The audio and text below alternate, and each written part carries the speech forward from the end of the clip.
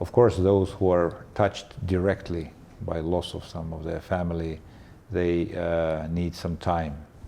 But if you go out in the streets and you talk to people who basically are not directly affected by this, they would say that, well, even with Armenians, at some point we will live together again as good neighbors.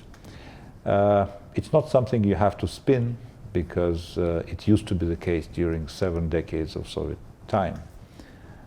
So I think that it takes, of course, time is the best cure. At the same time, they also need to see that this effort which we try to put together to bring peace, that it's not a failure.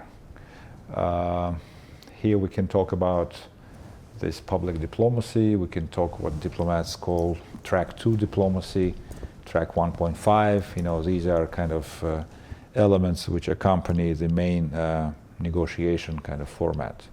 But these are very important because starting from kids to elderly people, people of all walks of life, they need to learn to live in peace.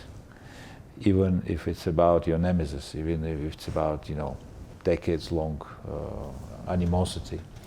It's easier said than done, but we have experience, and we have also other parts of the world where Azerbaijani society and its fabric has always been a very diverse and very multi-ethnic, multicultural, multi-religious.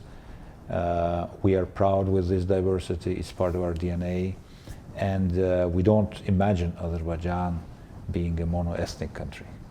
So that also, you know, the fact that we have lived in this environment has brought up a completely different generation of people and, you know, sort of people who are, you know, enriching themselves by, you know, living or being friends with some other people of other cultural or other roots. So that maybe makes it a bit easier for us to get back to a situation when, you know, at some point Armenians could be again living next to us.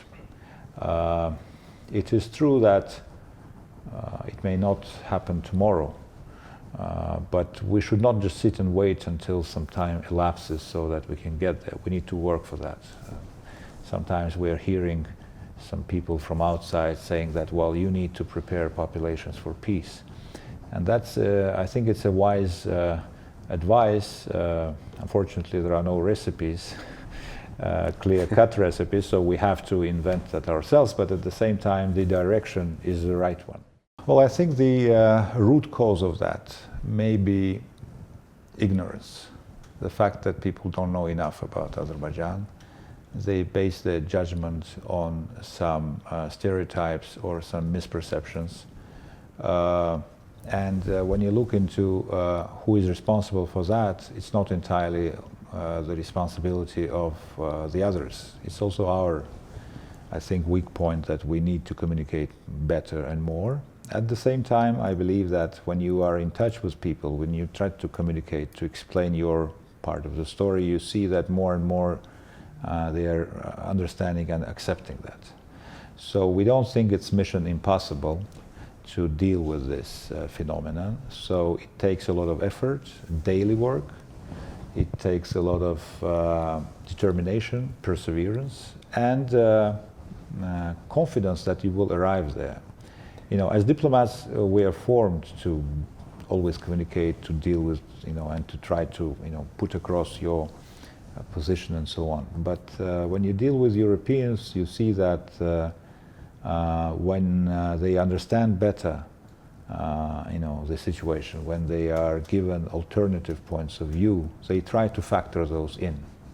And that changes, I mean, this perception may change, especially given the fact that when they learn that Azerbaijan, you know, mentally we are also a kind of a mixture of different cultures, civilizations. We have always been geographically at the crossroads. So we are easy mixers.